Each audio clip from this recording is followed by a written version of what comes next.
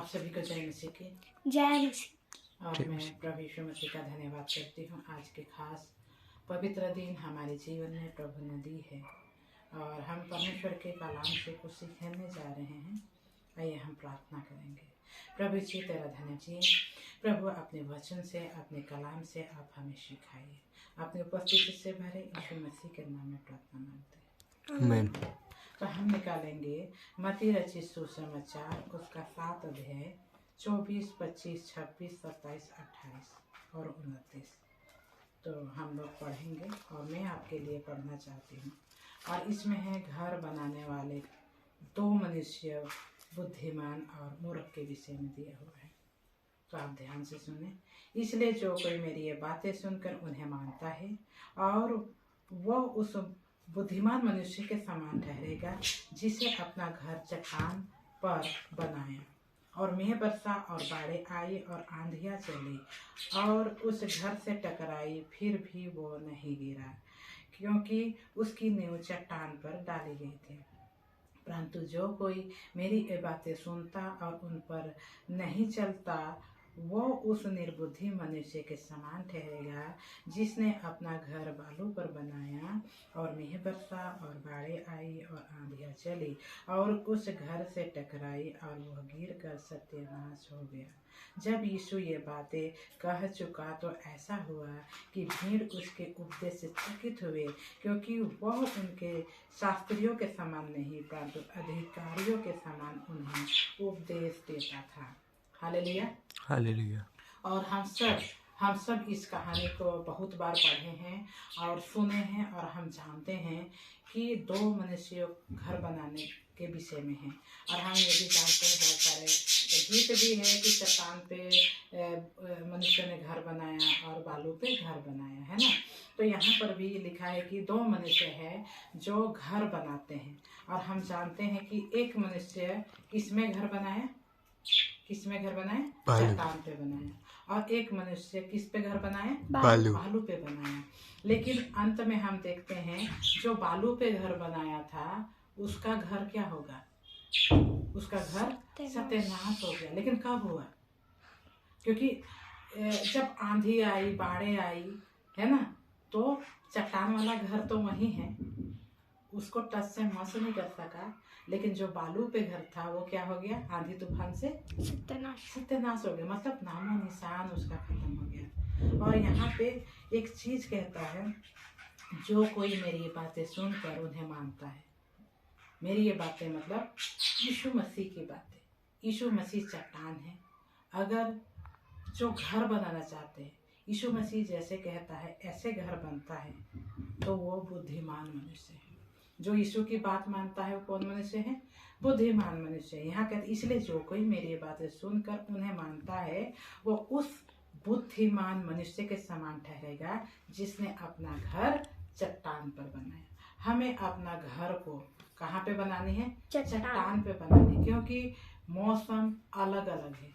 Hallelujah. और हम जानते हैं जिस स्थान पे हम हैं, हम कितने सारे मौसम का सामना करते हैं।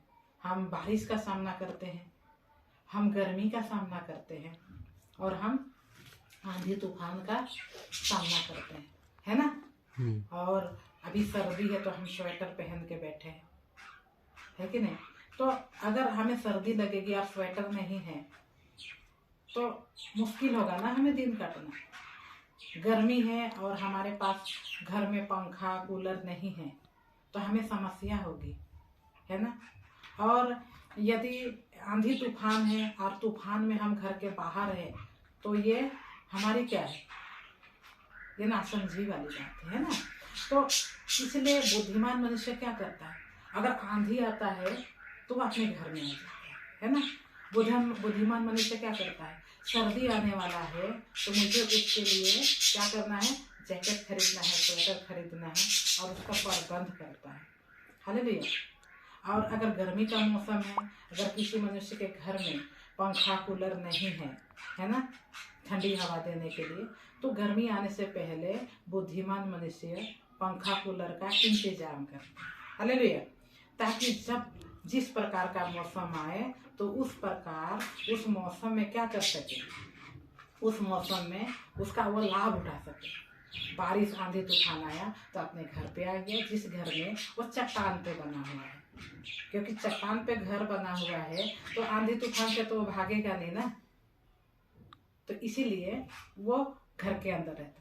अगर सर्दी का मौसम है, स्वेटर खरीद कर रखा है या ब्लैंकेट लिया है तो उसमें वो आनंद ले सकता है, ठंड से बच सकता है।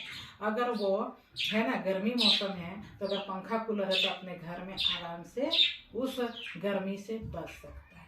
तो हमें बुद्धिमान मनुष्य है, बुद्धिमान मनुष्य हमेशा पहले से इन चीज़ों की क्या करता है, तैयारियां करता है। लेकिन मूर्ख क्या करता है, मूर्ख अपने मन की करता है। मूर्ख बालू पे घर बनाता है, मतलब वो अपनी समझ से काम करता है। वो यहाँ पे लिखा है, परंतु जो कोई मेरी बातें सुनता है और उन पर नहीं चलता, सुनता है और उन पर नहीं चलता, वो उस निर्बुद्धि मनुष्य के समान ठहरेगा जिसने अपना घर कहाँ बनाया, बालू।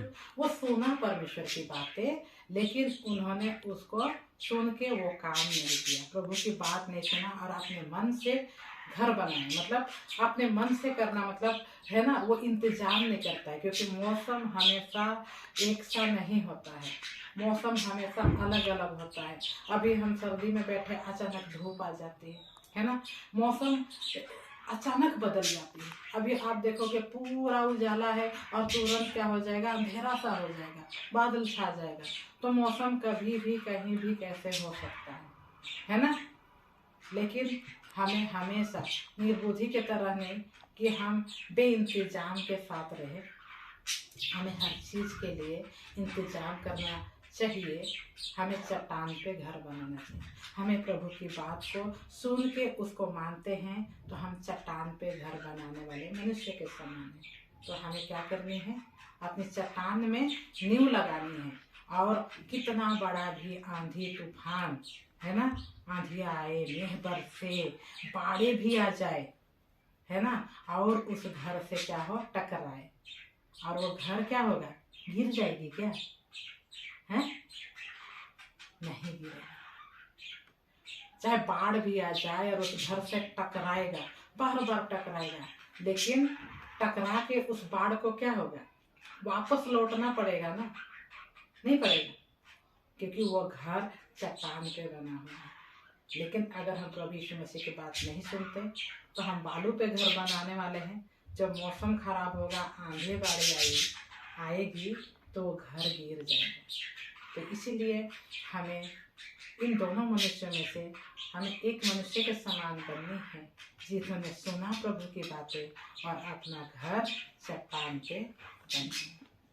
तो प्रभु का धन्यवाद करते हैं इस खास और सुंदर वचन जो प्रभु ने हमारी जिंदगी में दी है। आप सबको इस वचन के द्वारा बहुतायत के साथ आशीष मिले और आप प्रभु के साथ प्रभु में रहकर आगे बढ़िए, बने रहिए।